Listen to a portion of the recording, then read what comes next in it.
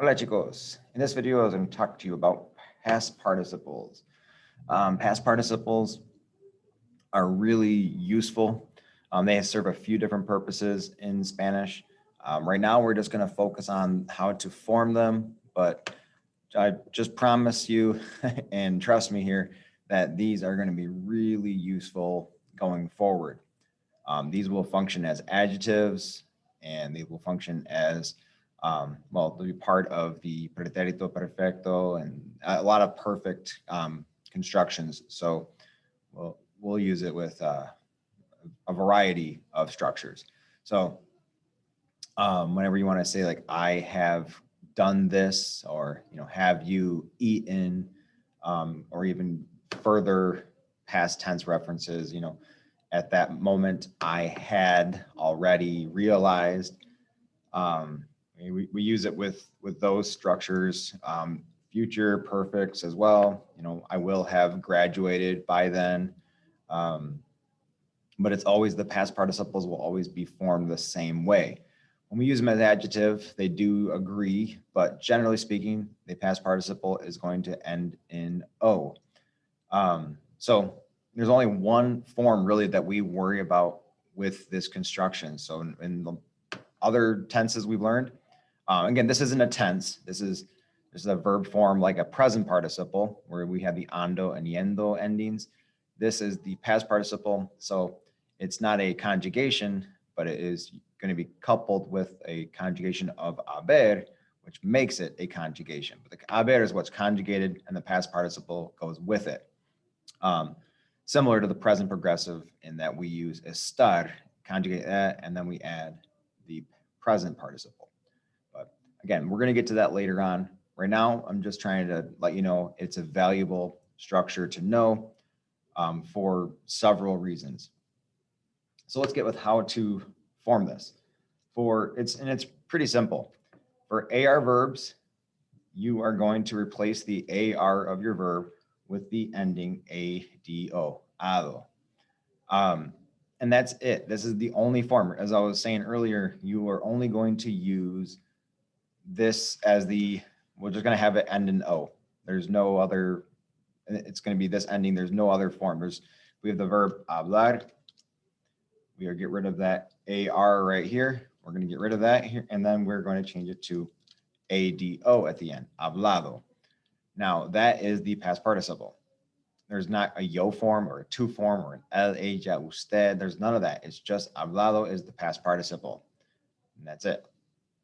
When we use it as an adjective, yes, that can change. And it can be just like every other adjective you learned, where you've got the 4 different forms, the masculine singular, feminine singular, masculine plural, and feminine plural form. And, but we'll get to that one later on. But for now, yeah, what you need to know is just the one form. And if it's an AR verb, it's formed with, you drop the AR and you replace it with ado, ADO. And then we'll have ER verbs. ER verbs is going to be similar in that we're going to drop those 2 letters and add 3 letters and replace it with ido. So if you had a verb like comer, we would replace the ER with IDO and we get comido. You have a verb, or an IR verb, we'll do a similar process. It's also going to be ido. So what we were just doing with ER, we can throw ER and IR together because it's the same form, but I'll separate it here for now. You have a verb like vivir, replace IR with IDO, and you get vivido. So those are your main ways of forming your past participles. This works out for several verbs. We've got tons of verbs that are just going to be regular constructions. We just replace AR with ado, ER with ido, IR with ido, and you'll have most of your conjugations done correctly. Now, there are also, of course, going to be several irregulars that we'll have to learn, and I'll explain those in just a minute. But while I'm here, I also want to mention, when it comes to stem changing and spell changing, that's the stuff that you've learned so far is largely irrelevant. We don't have to worry about stem changing here. You have jugar. There's no U to UE. There's no, it's not going to be juegado, nada así. It's going to be jugado. J-U-G-A-D-O. Perder, ER verb, perdido. There's no stem change there. For any of those E to I verbs like repetir, repetido. There's no stem change there either. So stem change we don't have to worry about. Garcarizar we won't have to worry about. There's gonna be some accent marks with stuff that we'll have to learn. There's gonna be some irregulars that we have to learn, but largely we're gonna go, we stick with this, we'll be in really good shape. So let me continue with these past participles by showing you a few that you may have seen this group before. Caer, creer, leer, oír in particular, these four verbs. Just like these are done the same way, but you probably didn't see these three verbs before when we learned this originally. We grouped these together when we were learning the preterite conjugations. And the nature of these verbs with that vowel sound at the end, and then when we add, when we were adding in the preterite, iste or imos or istes, we had a problem with that combination of the vowel at the end of the stem and the ending. We have that same problem here, in that if we didn't have a stressed syllable at the right here with this I, if that weren't accented, this would blend together, forming a diphthong, which would make this caído. And we don't want to say caído, we want to say caído. We want to have that ido very clearly stated when we say the word. And so in order to say that properly, we need to, and just to keep consistent in language, we will stress this with a written accent mark. So in order to say this the right way, we would have to put an accent mark on that I to separate the two vowel sounds, a and e. To avoid the caído, we have to make it caído. We want to hear ido. Creído, leído, oído, reído, sonreído, y traído. That's just the rule. When you have a vowel at the end of your stem for an ER or an IR verb, you will, instead of using just IDO, which is what you do for, it's IDO anyway. We did that when we went back to your right here, IR verbs and ER verbs, you add IDO at the end. Well, we're still adding IDO, but the I is stressed, it's accented. So we need to put an accent mark over the I with this conjugation, with this verb structure in order to preserve that sound. Now, you might look at some of these verbs, like traer in particular, and we learned traer before. It's a little different. It doesn't really go with these four verbs when we learned it with the preterite because it's a morphing verb. So in case you're thinking it doesn't seem like it belongs, it does belong. It's just in the preterite, it's a little bit weird. Traer works differently in the preterite, but when every other conjugation, it's going to work like caer, creer, leer, oír. It goes with that group. Reír and sonreír, those are a little bit different. These are stem changing verbs, and they're actually even more different than a typical stem changing verb, in that it loses an I in the preterite. But either way, we don't need to worry about that right here. Here, we just worry about that it ends in a vowel sound, the E and the E. And then we will add ido and with an accent mark because we want to separate. Instead of saying reído or sonreído, we say reído. You can hear the ido in there. And now when it comes to UIR verbs, that's worth mentioning here. Let me add that. Let me go below here. All right, so if a verb ends in UIR, and this does not include GUIR verbs, not GUIR verbs, because G, you don't pronounce the U, but whenever you pronounce the U, that is a vowel sound, but the way the U is pronounced in Spanish, the U, when we add ido to the end there, we're okay with that. We can still hear uido. We can hear ido in that construction. So if we had a verb like construir, when I change that to construido, I don't have a problem. I can still hear ido in there. So even though it is a vowel sound, when it's a U, when it's a U sound at the end of a stem, we won't add the accent mark. So UIR verbs is going to be, we're going to consider those separate. If it ends in a U, the stem ends with a U, like construir, influir, we will not have we will not have an accent mark on the ido. We'll just keep it just basic like we did with any regular. So UIR verbs will work just like a regular conjugation, just like a regular, regular IR verb.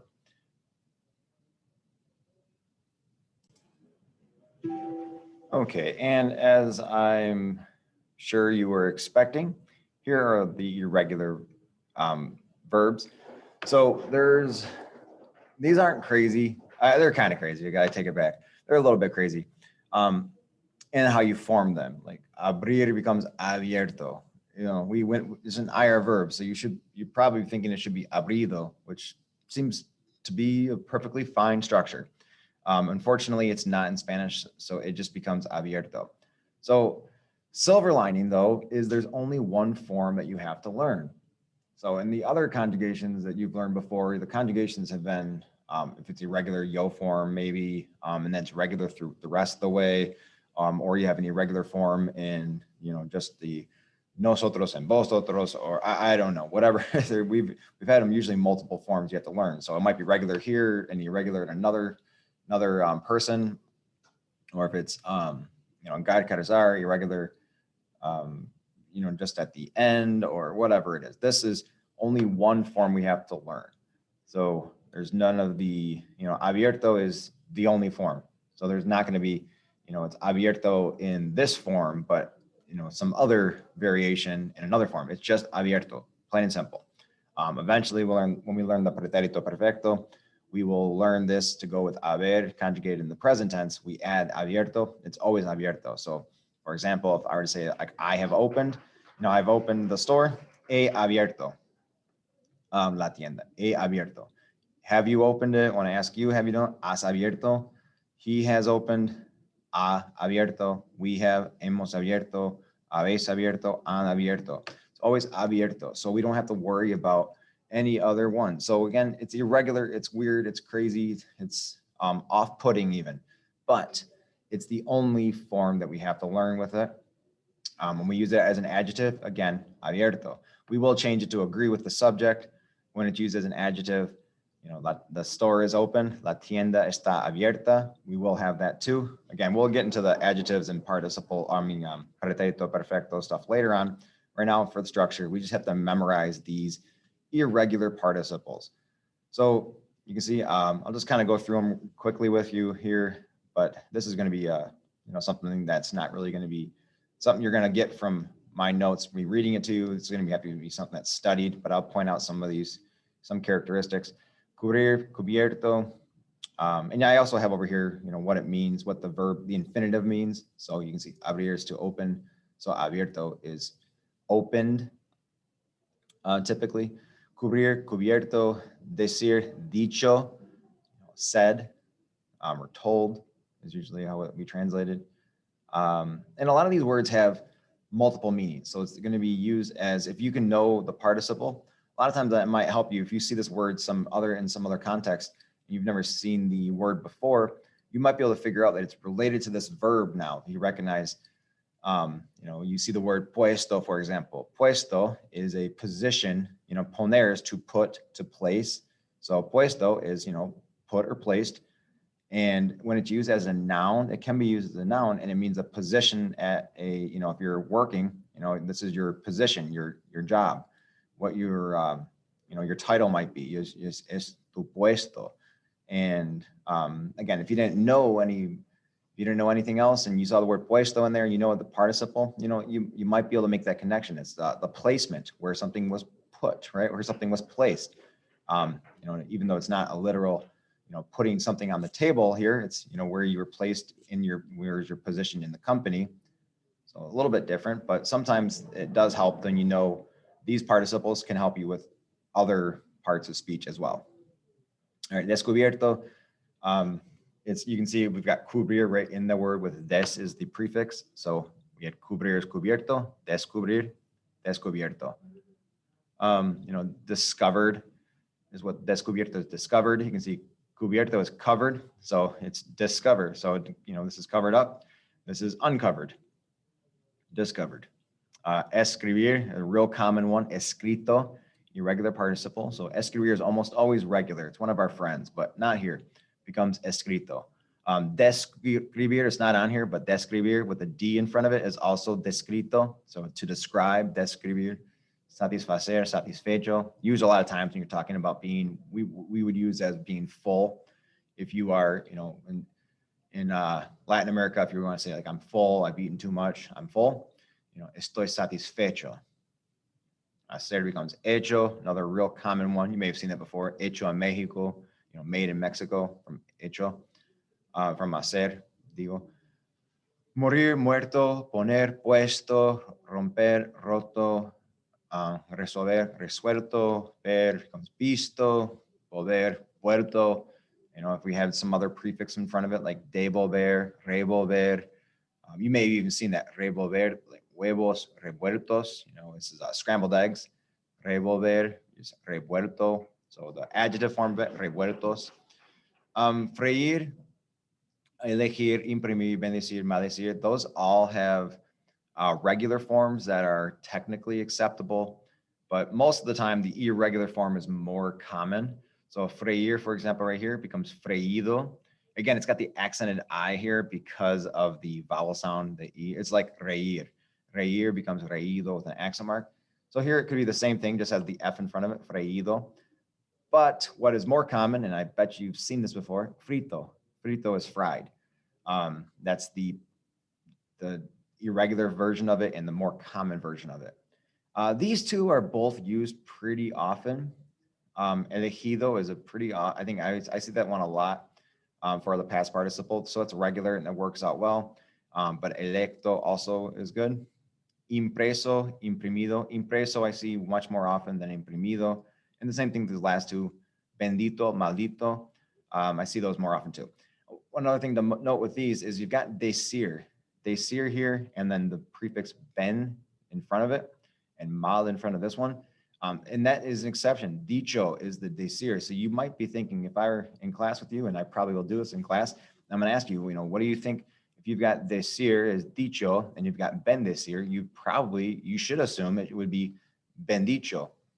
It does not follow that pattern. It's the only exception that I can think of offhand anyway to that rule, where you have whatever your verb is, when you add a prefix to it, you will have that same change that happened in the main verb will happen when you add a prefix. But this one does not do that. It's an exception to that rule.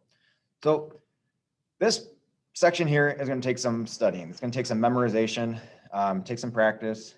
But we've got to get them down. Again, the good news is there's so much bang for your buck when you get these down, because later on we're going to use abierto is going to be the verb. It's the adjective of this verb anyway.